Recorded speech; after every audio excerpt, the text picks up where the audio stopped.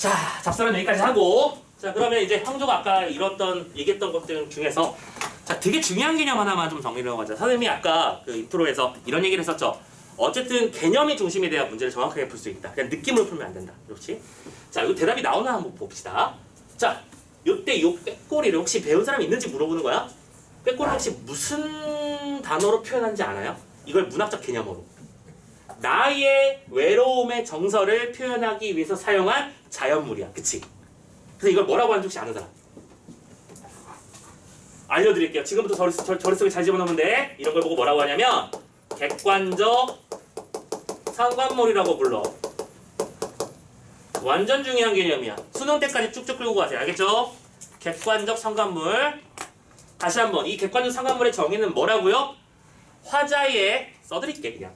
화자의 정서를 자연물에 투영하여 나타낸 경우라고 불러요.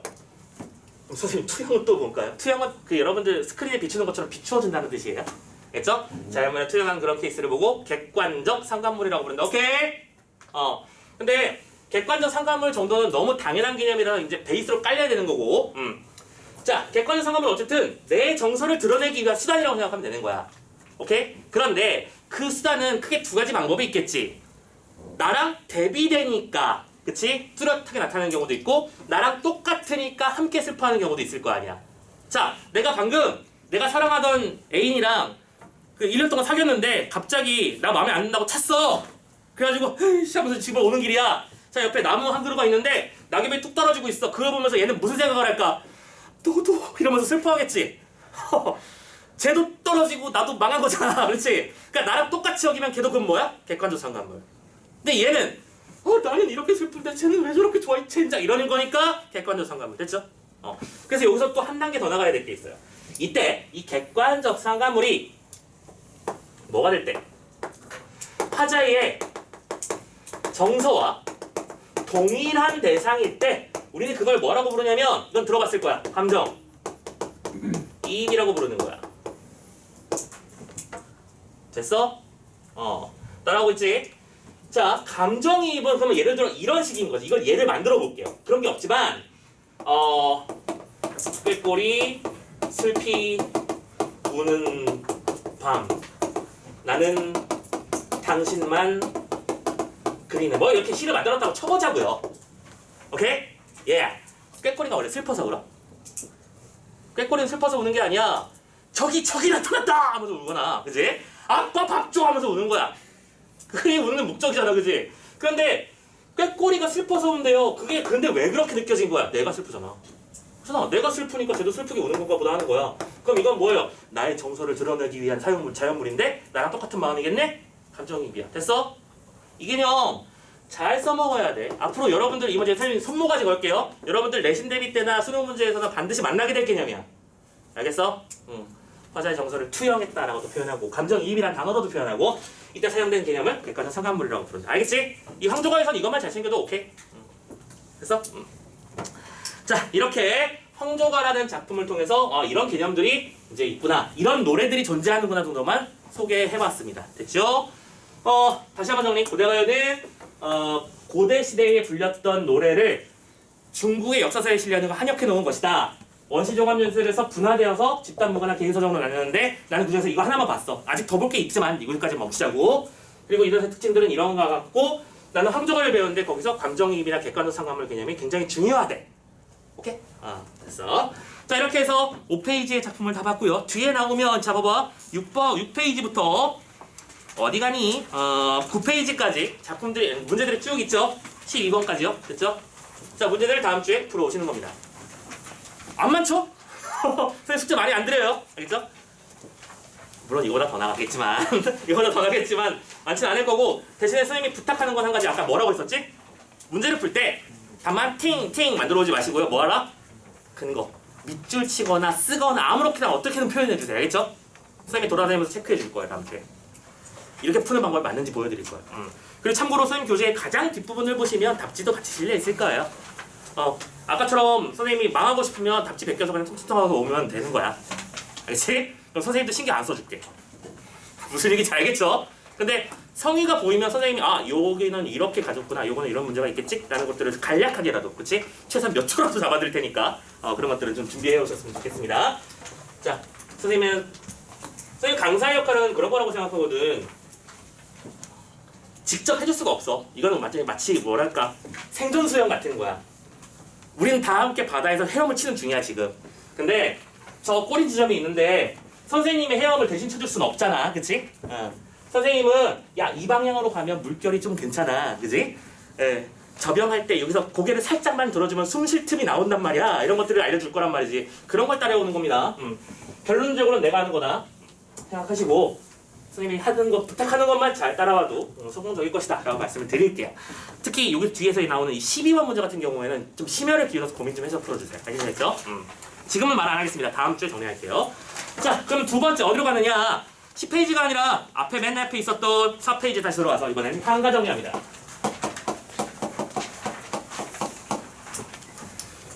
지금 우리 민족의 역사가 몇 년? 5,000년 정도 되죠. 단군 조선부터 시작하면요. 지금 우리 향가까지 넘어온 거니까 대충 한 2, 3천 년 넘어왔어 지금 한 방에. 그죠? 잘 따라오세요. 자, 이번에 향가라는 작품을 볼 텐데 자, 거기 쓸말이랑 이런 것들도 같이 정리를 해줄까요? 자, 먼저 개념 파트는 뭘 써주시냐면 요걸 써주세요. 향찰로 표기된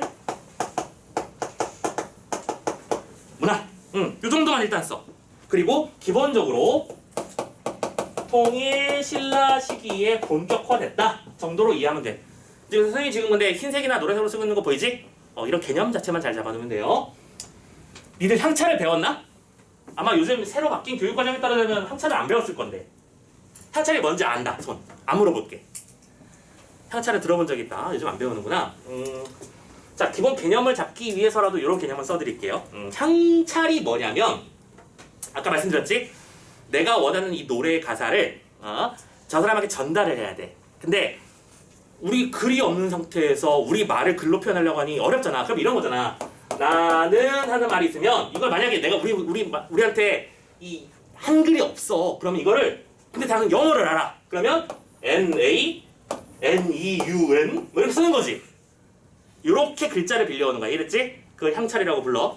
자, 그런데 그 당시엔 한자였으니까 이 향찰이라는 개념은 뭐냐면 참고로 알아두면 좋아. 훈차나 음차 같은 개념을 사용하는 건데 훈차라고 하는 건 뜻을 빌려오는 걸 말하고 음차라고 하는 것은 발음을 빌려오는 걸 말하는 거야. 그러면 언제 그러느냐? 실제 형태소를 뜻으로 형식 형태소를 음으로 이렇게 빌려오는 거지. 법칙이 나름대로 있었다는 거야. 자, 갑자기 또 돌발 질문. 선생님은 지금 문학 가르치지만 나 형식 형태소가 뭔지 모르겠다 손. 대충 여러분들 상황을 알고 싶어서 그러는 거야. 부끄러워하지 말고 손 좀 들어봐. 형태소 지금 이게 무슨 말인지 잘 모르겠다. 이 정도? 알겠습니다. 뭐 형태소라고 하는 건 뜻을 가지고 있는 최소 단위를 말하죠. 그렇지? 하늘에 별이 떠 있다. 갑작스럽지만 한번 해보자. 잠깐 선생님이 20초 드릴게요. 형태소 몇 개인지 한번 찌르봐. 20초 줄게요. 형태소가 몇 개인지 한번 계산해봐. 형태소의 개념은 뜻을 유지하는 최소 단위야. 더 뜯었다가는 뜻이 사라져. 그런 상태에서 최대한 많이 잘게 찢는 개념이야. 하늘에 별이 떠 있다. 자, 마음속에 답이 나왔나요? 나만의 답이 나왔나요? 확인해 볼게요. 하늘. 하와 눌러 찢을 수 없지. 형태소 한 개. 오케이? 형태소 한 개. 별. 이 문제 없지. 여기까지는 다 똑같을 거야. 떠를 구분할 수 있나? 기본형은 뜨다야. 그치? 그 다음에 어라고 하는 어미가 연결돼 있어. 뜨어가 합쳐서 떠야. 이시라고 하는 말에다가 플러스 치지 말자. 다를 집어넣었지. 몇 개야? 하나, 둘, 셋, 넷, 다섯, 여섯, 8개예요. 참고로 이 정도 수준 구분하는 게 고1 학력평가 수준 레벨입니다. 나중에 문법 한번 정리를 하셔야 될 거예요. 지금 우리가 그거 할 시간이 없어서 지금 못하는 거지. 이때 이런 하늘이나 별, 뜨다, 있다 할 때 이 말들은 뜻을 가지고 있는 애들이지. 의미를 가지고 있는 애들이야. 그러니까 얘들을 실질 형태소라고 부르는 거고 애나 이런 말들은 앞에 붙어서 앞에 말에 어떤 자격을 부여해주지. 오케이? 이는 앞에 있는 말을 주어로 만들어주는 거야. 그쵸? 그러니까 이런 거잖아. 별이 떴다라고 했을 때 이 이는 별을 주어로 만들어주잖아. 근데 나는 별을 사랑해 라고 했을 때 이 을은 앞에 있는 별을 목적으로 만들어주잖아. 오케이? 저기 떠있는 것이 별이다 했으면 이 이다가 붙으면 별을 서술어로 만들어줬지. 그래서 이걸 격조사라고 부르는 겁니다. 참고로. 아무튼 그런데 아무튼 이거는 자격을 부여해주지 자기 자신이 무슨 뜻을 가진 애는 아니야. 알겠죠?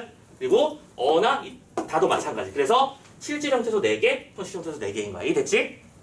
됐지? 그냥 간단하게만 살짝 설명해봤어. 이 개념도 알아두면 되게 유용해요. 문법이랑 연결되는 거니까. 자, 그러면 이제 한번 예를 들어볼게요. 선생님 자주 쓰는 예문이라서 선생님 편해서 한번 해볼게요. 자, 노래가 하나 있는데 이게 우리 그 종교에서 되게 중요한 노래야. 퐁당퐁당 돌을 던지자. 이 노래는 반드시 전승을 해야 돼. 알겠지? 자, 돌을 던지자. 이 노래 가사만 전달해 볼게요. 근데 우리한테는 한글이 없잖아. 그치? 그러면 일단 머릿속에서 계산해. 실질 형태소 뭐야? 실질. 돌. 노래대로 표시해줄게. 돌. 또 이거밖에 없어? 던지. 던지다. 던지고. 던지네. 던지지 마. 던질래? 이런 것들 할 때 던지까지는 안 바뀌잖아. 그걸 어간이라고 부르는 거야. 알겠지? 자, 그래서 돌하고 던지는 뜻을 가지는 실질 형태소야. 그러면 을이라든가 자라고 하는 말은 그치? 문법적 기능만 할 뿐이지. 그치? 이 녀석은 앞에 있는 말을 목적으로 바꿔주는 역할, 얘는 앞에 있는 말을 청유형으로 바꿔주는 역할이잖아. 됐어. 그래서 그러면 생각해보자. 돌이라는 뜻을 가진 단어가 뭐지? 한자로 돌? 던지다라는 뜻을 가지고 있는 한자가 뭐가 있어? 야구 생각해봐. 뭐 던지는 사람 뭐라고 볼래? 피처? 투. 그치? 뜻까지 뭐 한자까지 몰라도 돼. 을은 뜻이 아니라 발음만 가져오면 되는 거야. 을이라는 발음을 가지고 있는 한자가 뭐가 있는지 혹시 알아? 갑을. 갑을 할 때 그 을. 그치? 써먹자 그 을이 이렇게 쓰는 건 알지? 자는 뭐 할래? 무슨 자 할래? 뭐 니들 마음에 드는 거 해. 아들자도 있고요. 놈자도 있고 뭐? 스스로자도 있고. 스스로자로 해볼까요? 오케이? 됐어요? 찍어. 그럼 사람들은 이렇게 써놓는 거야. 그러면 이걸 보고 석을 투자 이렇게 읽진 않고 막 고민을 해서 조합을 해내야 될 거 아니야. 이게 무슨 말일까? 이거 던지 돌을 돌을 맞겠다. 그지? 그리고 이거는 투자 던지자. 됐어? 이렇게 하는 게 향찰이야. 향찰 표기는 이런 거 됐죠? 그러니까 향찰 표기는 쉬운 표기야, 어려운 표기야? 어려운 표기야, 그치? 보는 사람이나 쓰는 사람이나 한문에 익숙하고 기능이 있는 사람이어야 돼. 자, 아무튼 이런 향찰 표기를 이루는 것들을 보고 우리는 향가라고 부른다. 개념 잡아주시고요. 자, 근데 그 다음에 나와 있는 이 형식 개념은 굉장히 중요한 개념이에요. 오케이? 자, 향가는 발달 단계가 있어. 향가는 기본적으로 일단 이거 칠판부터 먼저 집중. 쓰는 건 나중에 하자.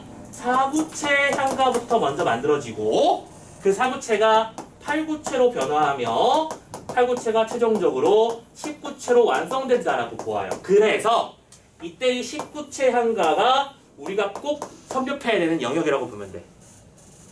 참고로 이때 구라고 하는 건 한 줄 단위를 생각하면 되는 거예요. 최초의 사구체 작품들은 뭐 예를 들어 서동요 같이, 서동요 들어본 적 있나? 선화공주님은 그거. 그치? 그런 작품처럼 4줄짜리 짧은 노래였단 말이야. 자, 그런데 문제는 4줄짜리 짧은 노래를 하려고 하다 보니까 내용이 제대로 전달도 안 되고, 그치? 뭔가 노래 시작했다, 노래 끝났다 이런 느낌이잖아. 그치? 뭔가 내용을 할 게 없잖아. 부족해. 그러면 어떻게 하면 돼? 2배로 만들면 되잖아. 그럼 이거는 팔구체 4 플러스 4의 형태로 만드는 작품들이 나오는 거야. 예를 들어 모죽지랑 같이. 됐죠? 근데 또 문제는 4 플러스 4를 하니까 왠지 또 완결된 느낌이 아니야. 계속 도돌이표가 되는 느낌이잖아. 그럼 봐봐. 4줄 하고 4줄 한 다음에 마지막에 하면서 2줄로 마무리해버리면 뭔가 완성도 있어 보이지. 오케이? 여기다가 뭘 집어넣는 거야? 4 플러스 2의 형태로 어떻게 완벽한 형태를 이룬 형태가 만들어지는데 그게 바로 뭐다? 19체 향가라는 거야. 잘 기억해야 돼. 알겠어? 그래서 이 19체 향가에서 각각을 예를 뭐라고 보냐면 기, 서, 결이라고 불러요. 근데 선생님이 지금 기본적으로 구성은 4 플러스 4 플러스 2라고 했잖아. 그치? 근데 현실적으로 해석을 하다 보면 3 플러스 5 플러스 2도 나오고 해요. 근데 그건 아직 향가는 작품의 수가 몇 개 안 되니까 해석하신 교수님마다 해석이 달라. 놀랍게도요. 우리는 그 속에서 표준 해석을 보는 것뿐이 알겠지? 표준 해석을 보는 것뿐이라고 생각하고 조금 어느 정도 변화는 있을 수 있겠지만 기본적으로 3단 구성이 되어 있다. 그래서 자, 중요한 개념, 이렇게 기서결로 나눠져 있는 표현들을 보고 우리는 3단 구성을 이룬다라고 이해하시면 되는 거야. 이거 되게 중요한 개념이야. 됐어? 자, 3단 구성까지 따라왔지? 자, 그리고 향가는 이 19채 향가를 왜 완성 형태라고 부르느냐? 이 기서결과 동시에 결은 마지막을 다른 말로 낙구라고도 불러요. 알겠죠? 이 낙구에 첫머리에 뭘 집어넣어? 감탄사를 집어넣음으로써 완성이다, 마무리다, 절정이다 이런 것들을 정확하게 표현해 주는 거야. 마치 요즘 노래를 치자면 워우 예 같은 개념이 알겠죠? 노래가 절정으로 치다라면 워우 하면서 올라가잖아. 딱 그 느낌 알겠지? 그래서 워우 예를 집어넣는다. 이 감탄사 이걸 보고 우리는 다른 말로 뭐라고 하냐면 시상의 집약이라고 불러. 그래서 19채 향가의 중요한 두 가지 특성하면 이 두 가지 반드시 나와야 돼. 알겠지?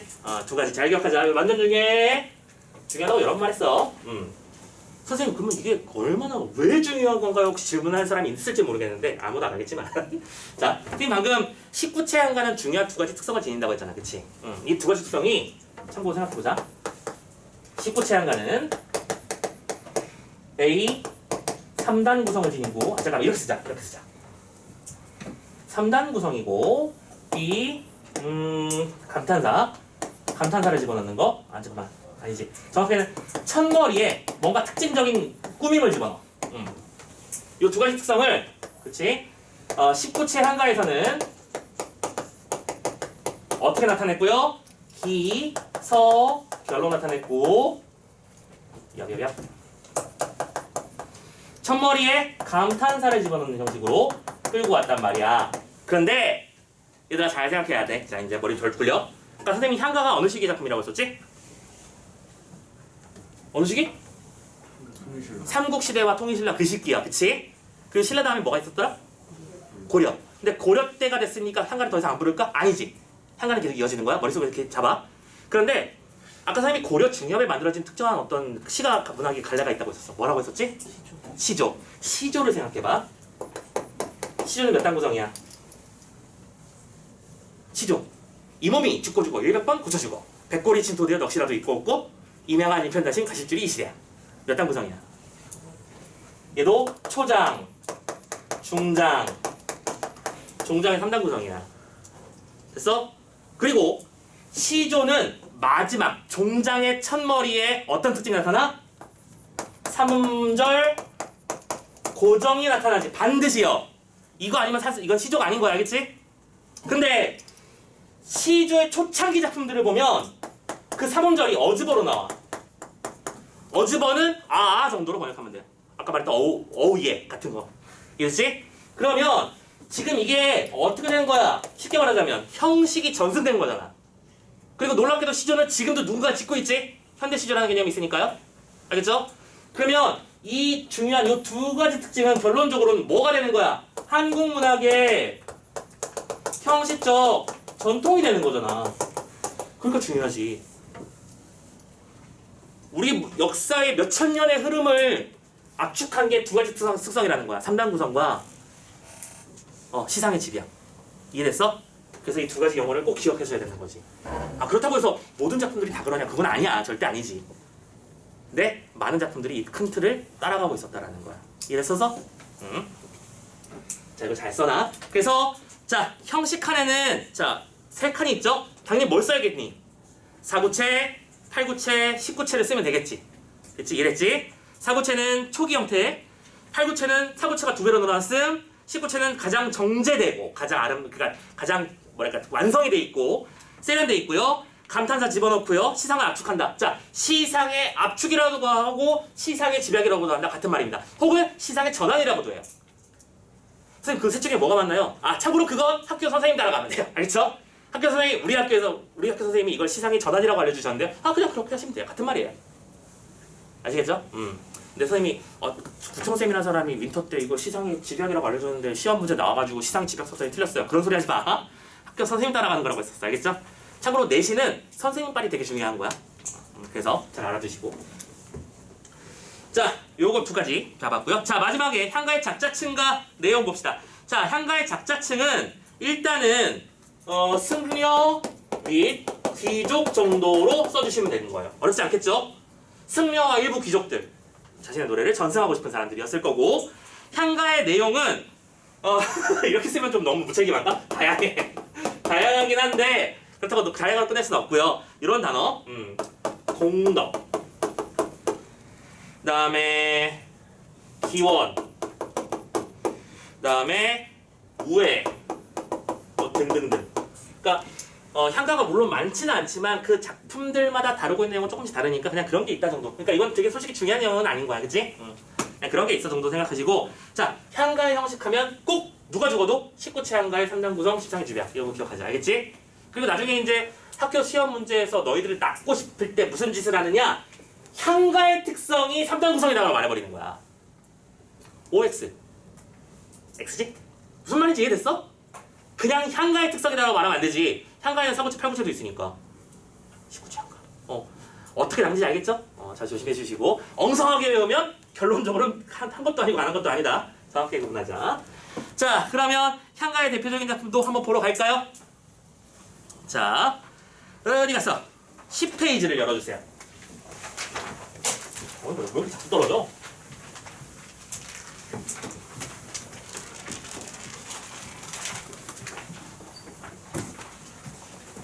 자, 이번에 볼 작품의 제목은 작가는 월명사. 일단 뭐 제목이 나왔으니까 제목이 뭔 소리부터 이해를 해야 돼, 그지? 제망매가는 무슨 뜻이냐면 앞에 제는 제사를 지낸다라는 뜻이야. 그럼 누구에 대한 제사를 지내는 거냐? 망매에 대한 제사를 지내는 노래겠지. 이때 망은 여러분들 망자라는 말 들어봤죠? 죽은 사람이란 뜻이고, 매는 무슨 말일까? 그럼 지금 쓰는 말에 여자끼리 둘이서 이제 둘 이상의 어떤 뭐라고 형제? 이 단어를 만마라고 말을 하니까 되게 어렵네. 자매 할 때 그 매 있죠? 누이 관계, 누이. 그러니까 죽은 누이에 대해서 제사를 지내는 노래다라고 이해하시면 일단은 작품의 내용은 파악끝. 두 번째, 작가가 월명사라고 되어 있는데 이 향가계에서 굉장히 큰 획을 가지고 그리신 분이고, 자주 등장하는 사람일 거야. 이 월명사는 자기 이름이 왜 월명사냐면, 일단 뒤에 사가 붙었다는 얘기는 국사라는 뜻이거든요. 여러분들 통일신라 때까지나 고려 때까지만 해도 국교가 뭐였어요? 지금은 국교가 없는 시대지만 그 당시에는 국교가 뭐였어? 풀교잖아, 그치? 그러니까 임금들도 나라의 큰 스승으로서 스님들을 모시는 거야. 약간 뭐랄까 형식적 지위라고 해야 될까? 명예회장님? 그렇죠? 명예회장님으로 이제 스승님을 모시는데 어떤 신통력이 있는 사람들을 많이 불러. 근데 이 월명사는 너무 유명한 사건이 뭐냐면, 이게 물론 설화니까 그러려니 해, 진짜라고인지 판단하지 마. 월명사가 얼마나 신통력이 있었던지 한밤중에 피리를 불면서 길을 걸어가면 달이 생각은 안 하고 따라왔대요. 그래서 달을 컨트롤할 수 있는 능력자라서 월명사야. 참고로 설화는 얘들아, 나중에 이제 3번 파트에서 알려주시겠지만 이게 진짜인지 여부는 중요한 게 아니야. 알겠지? 상징적 의미가 중요한 거야. 야, 주몽이 활을 잘 쏴서 주몽이라고 부르고, 그렇지, 맞아. 주몽이 왼쪽 겨드랑이 차이는 건 알지? 주몽의 어머니가 왼쪽 겨드랑이에서 알을 낳잖아. 몰랐어? 그렇지. 알을 낳아요. 그러면 오, 선생님, 알에서 사람이 태어날 수 있나요? 말이 되나요? 여기서 알이라고 하는 건 하나의 세계가 형성되고 깨고 나옴으로써 큰 세계를 업적을 이루는 거야. 이런 식으로 해석하는 거야, 알겠지? 상징적 의미만 보시는 겁니다. 자, 아무튼 이 월명사가 신통력을 부리는 정도의 어떤 튀어나온 능력을 가지고 있는데, 그래서 이 작품도 배경설화가 살짝 존재하는데, 잠깐만요. 이건 선생님이 일부러 뺐을 거야. 자, 배경설화도 원래 같이 배워야 되지만 우리는 지금 시간 관계상 그냥 작품의 내용만 보는 거다 라고 생각하시고, 그래도 알려는 드릴게. 참고, 이 작품에는 배경설화가 있어요. 어느 날 누이가 세상을 떠난 거야. 아무리 내가 달을 움직이는 신통력자라고 할지라도 내 누이 동생이 죽은 걸 보면 깜짝 놀라겠죠. 뭐야, 어떻게 된 거야? 그러면서 충격을 받을 거야, 그치? 근데 그 충격을 받았음에도 불구하고 자신의 누이를 위해서 직접 제를 올려. 그래서 이렇게 젤을 올리고 나서 이 노래를 부르고 났더니 이거 중요한 말이라서 빨간색으로 쓸게. 돌연 광풍이 불어 지전을 서쪽으로 날렸다라고 하는 기록이 남아있어. 근데 이 지전은 뭐냐면 종이로 만든 돈인데 옛날 사람들은 사람이 죽고 나면 노잣돈이 필요하다고 생각했거든. 사람의 죽음 앞에 여러분들 왜 그 뭐지? 그거 봤을 거야. 그 뭐야, 어벤져스 이런 중에 로키자 로키. 로키 영화 보면 죽었을 때 사람이 죽으면 눈 여기다가 동전 하나씩 놓지 않니? 영화 안 봐? 아무튼 노잣돈이라는 걸 챙겨주는데 옛날에는 종이로 돈을 만들어서 날렸어요. 오케이? 근데 내가 하면서 이제 기도를 딱 들여다더니 갑자기 바람이 후악 불더니 그 종이를 서쪽으로 싹 쓸어 담근 거야. 됐죠? 근데 여기서 그러면 선생님 서쪽이 왜 중요한가요? 라고 하신다면 현대 개념으로 이게 현대 개념으로 하는 표현이 맞는지 모르겠는데 이거 모르는 친구들이 많아서 설명해 줄게요. 자, 우리 예를 들어 지금 현재 기독교 세계관에서는 사람이 죽어서 천국에 가거나 지옥에 간다고 하잖아. 그치? 근데 거기 어딘지 모르겠지만 우리의 관념상 천국은 방향이 그러니까 선생님을 좌표평면으로 놓고 가로, 세로 이렇게 놔두고 천국 가면 어느 방향이야?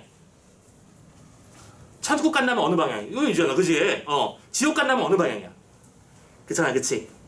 근데 불교 세계관에서는 천국이 서쪽이야. 오케이? 그래서 아무튼 천국을 서쪽이라고 생각해. 그래서 이 장면을 미타찰이라고 부르거든. 오케이? 참고로 그럼 동쪽은 지옥일까요? 짱구로 그렇지 않습니다. 불교 세계관에서는 현생이 지옥이거든? 생각해봐. 나도 모르는 사이에 지금 23,000번째 환생 중이야. 그리고 태어나서 이렇게 공부하고 그렇지? 나 놀고 싶은데 맨날 이렇게 앉아가지고 공부하는 걸 지금 2만 년째 하는 중이고 그렇다고 생각해봐. 얼마나 괴로워. 그러니까 이 순환의 쳇바퀴에서 벗어나는 것이 중요하다라고 생각하는 게 불교 세계관이거든. 그래서 성불하세요라는 말은 이제 이런 세계관에서 벗어나고 세상 모든 걸 내려놓고 공술의 공소가 이런 말 들어봤잖아. 그치? 모든 걸 내려놓고 여러분 자신이 신적 존재가 돼야 된다. 우주와 하나가 돼야 된다. 이렇게 말하는 게 불교 세계관입니다. 아무튼 간에 그래서 이런 성취통력을 발휘했다는 노래 정도로만 기억하시면 되고 이건 사실 근데 중요한 얘기는 아니었지만 가끔 이런 배경설화까지 같이 다루는 부분이 있어서 알려드렸고요. 자, 중요한 건 이제 내용 파트야. 자, 내용 파트 볼게. 아까 말씀드렸던 대로 기, 서, 결로 나누는데 왼쪽에 친절하게 다 분리해놨죠, 그죠? 단순히 이 노래가 맞냐, 뭐라 하면 일단 이런 노래였으면 우리는 이거 공부하지 않았을 거예요. 근데 이 작품은 놀랍게도 문학적, 비유적 의미들이 많이 숨어있기 때문에 그 의미를 추출해내는 게 중요하다라는 거 생각했으면 좋겠다. 자, 일단 읽을게요. 참고로 원문은 뭘로 돼 있을 거야? 한자로 돼 있을 거야. 한자만 누르르 써져 있겠죠. 근데 이거를 김한진 교수님이라는 분이 해독한 버전을 보는 거야. 알겠죠? 오케이. 그래서 여러분들 교과서에 혹시 제 맘에 실려 있으면 또 어떤 교과서에서는 양주동 박사님의 해석 버전이 실려 있는 경우도 있고 막 그래요. 알아두시고. 자, 이건 이렇게 나왔습니다. 생사길은 이에 이샴에 머뭇거리고 라고 했습니다. 먼저 핵심 단어. 생사길은 머뭇거리고 라고 했어요. 그럼 이건 뭐냐면 내가 아무리 신통력을 가지고 있고 부처님의 힘을 빌려올 수 있는 능력자지만 사람의 죽음 앞에서 누구나 뭐 받을 수밖에 없다. 충격받을 수밖에 없다. 그치? 누이의 죽음에 대한 충격을 표현한 거지 뭐. 머뭇거린다는 게 뭐야? 이렇게 된다는 얘기일 텐데 그렇지. 사람은 언젠가 죽는구나. 알고는 있지만 그게 체감되는 건 다르잖아. 너무 끔찍한 비유. 근데 그냥 상식적으로 그냥 이렇게 생각하자. 지금 여러분들이 솔직히 까놓고 말해서 대부분의 사람들이 부모님 덕에 여기 앉아있는 거야. 그치? 부모님이 가정을 지탱해 주시지 않으면 지금 여러분들은 여기 앉아있는 게 아니라 나가서 일을 해야지. 그렇잖아. 근데 만약에 어느 날 갑자기 우리 부모님이 안 계신다는 상황이 있다고 생각해봐. 당장 내일부터 그게 무슨 어떤 천재지변인지 뭔지 아무튼 모르겠는데 당장 내일부터 우리 부모님이 이제부터 안 계셔. 나를 도와줄 사람이 이 세상에 없어진 거야 그냥. 어떻게? 난감하죠? 꼭 부모님께 사랑한다고 말씀드리세요. 지금 너희들이 실제로 이 세상에 존재하게 되는 것도, 그지? 그리고 이 시간에 이러고 있을 수 있는 것도 부모님 덕분이야, 그치? 솔직히 까놓고 말하면. 자, 아무튼, 근데 세상 모든 사람은 죽잖아, 그지? 우리 부모님, 그리고 선생님, 이 앞에 선생님은 나도 언젠간 죽어. 이 세상에서 사라질 거야. 난 뭐 하려고 이러고 있는 거지? 어쨌든 그래서 이런 죽음에 의해서 충격을 받은 거야. 그런데, 거기서 이거 도움을 좀 줄게요. 앞으로 여러분들 고전문학 읽을 때 이런 점들을 보게 될 거야. 알아두자. 이 점은 뭐라고 한다? 아래아라고 하는 것이고요. 이 녀석은 원래 제대로 배워야 되지만 우리는 그냥 지금은 넘어가자. 아 또는 으 중에 자연스러운 거로 읽으세요. 알겠죠? 아 그리고 요거 나온 김에 하나만 더. 이거는 상식 문제인데 앞으로 여러분들 독해 능력이 굉장히 중요한 영향을 미치는 거라 알려드릴게. 하나 더. 이런 식으로 글자들이 있는 경우가 있을 거예요. 아 니들이 생각하는 그거 아니야. 진정해. 수박 뭐 이런 그래서 아무튼 간에 자 이런 글자가 나오면 선생님 그럼 이런 글자는 어떻게 읽어야 되나요? 라고 한다면 마지막 자음을 된소리로 읽으시면 됩니다.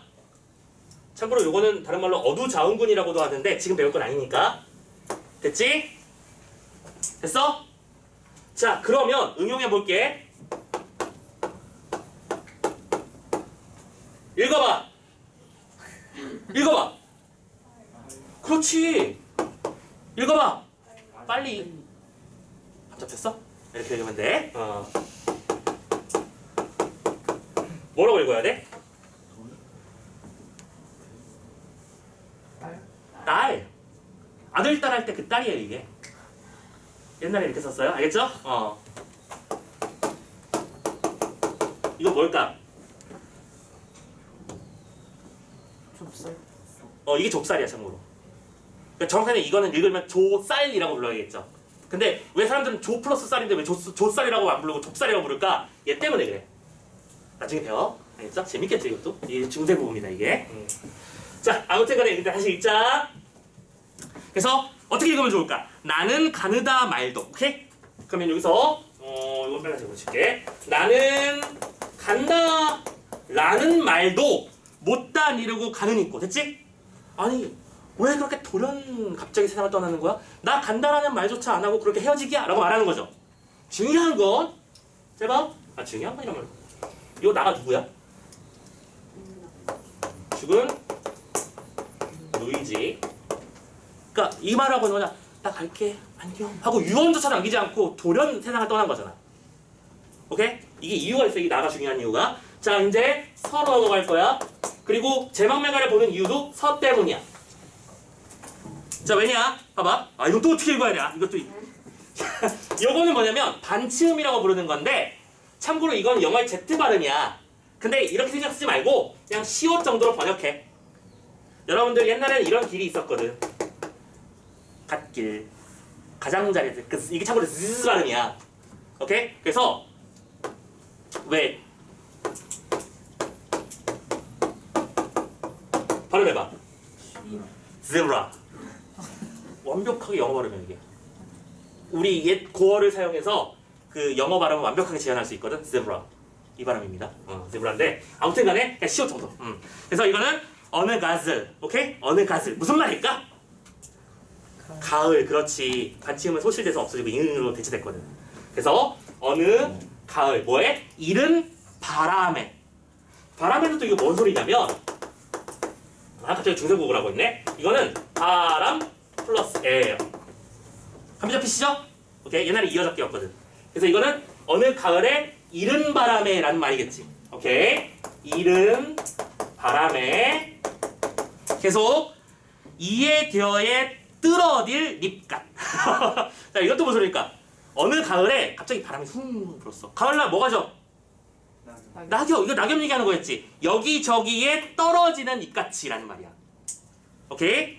떨어지는. 그러니까 이걸 번역해서 우리는 그냥 낙엽이라고 부를게요. 이해됐죠? 여기저기에 떨어지는 잎처럼. 다음 구절 읽어보자. 어떻게 읽어야 될까?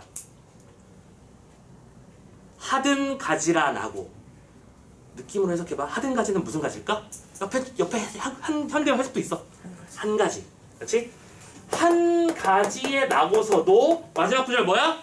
가는 곳 못 얻은겨. 가는 곳을 모르는구나. 이랬어? 그럼 이건 무슨 소리야? 자 나무가 있어.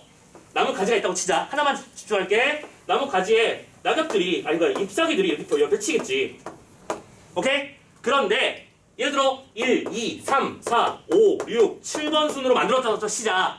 이렇게 가지가 쫙쫙 생장하면서 잎가지가 팡팡 펴졌을 거 아니야.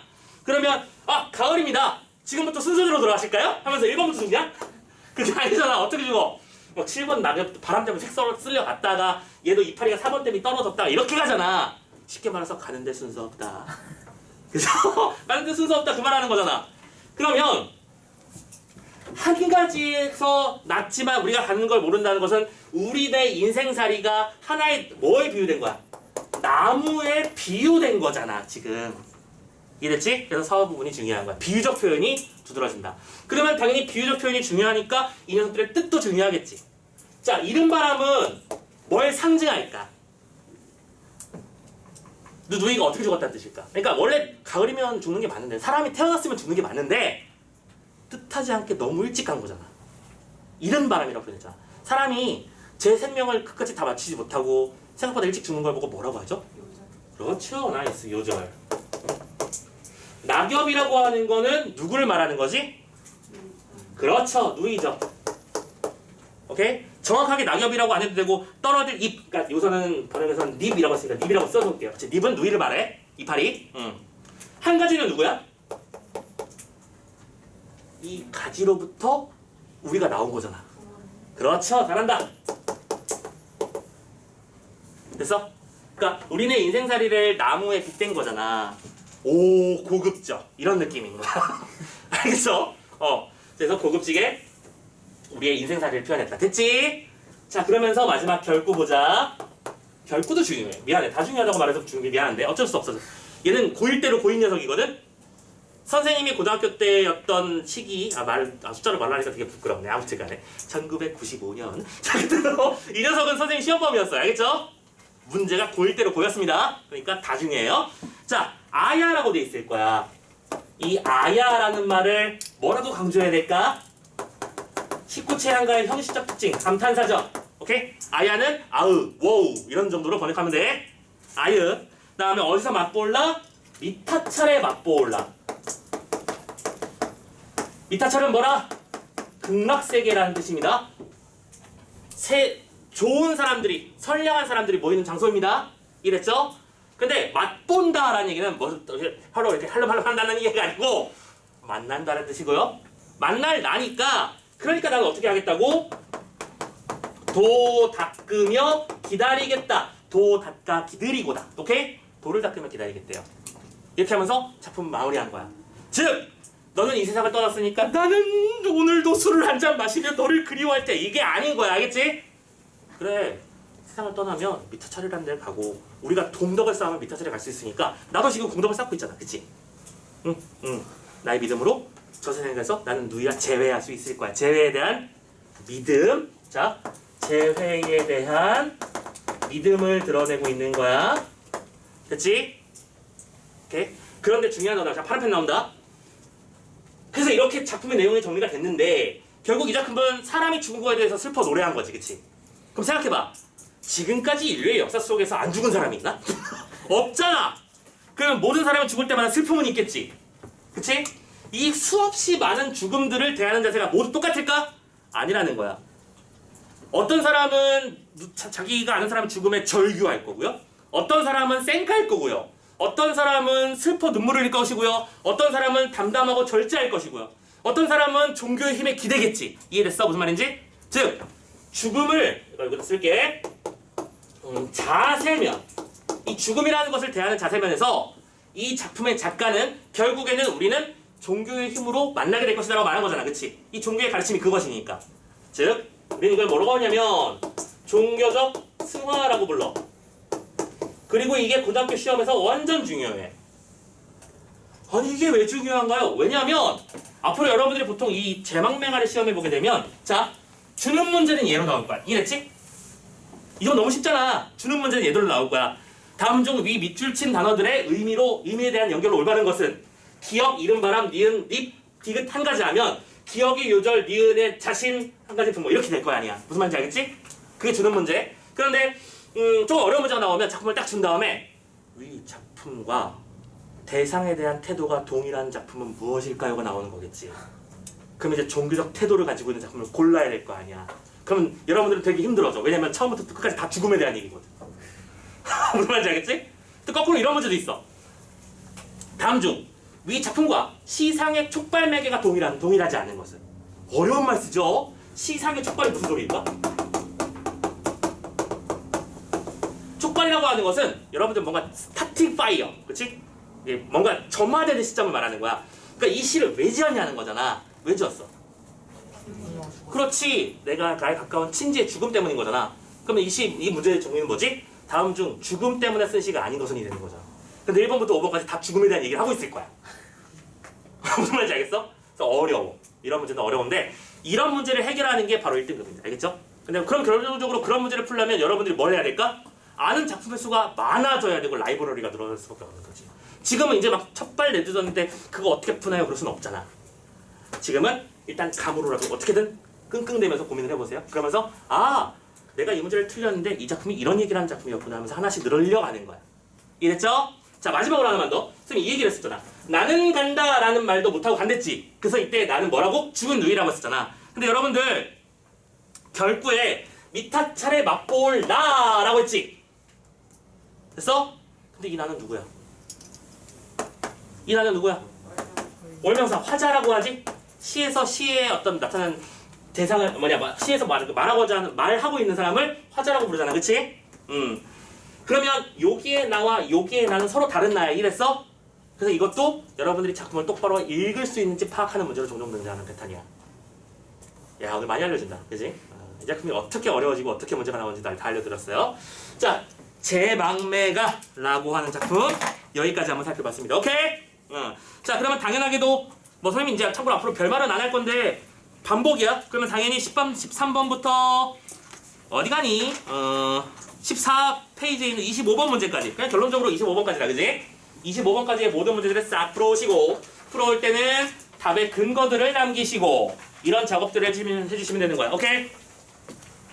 자, 시간 칼같이 마쳤어요. 자, 고생하셨고요. 자, 오늘 수업은 여기까지 하는 걸로 마무리. 자, 다음 주에 올 때까지 이 몇 개 안 되는 문제를 안 풀어오면 선생님은 빠른 포기 들어갑니다. 아시겠죠?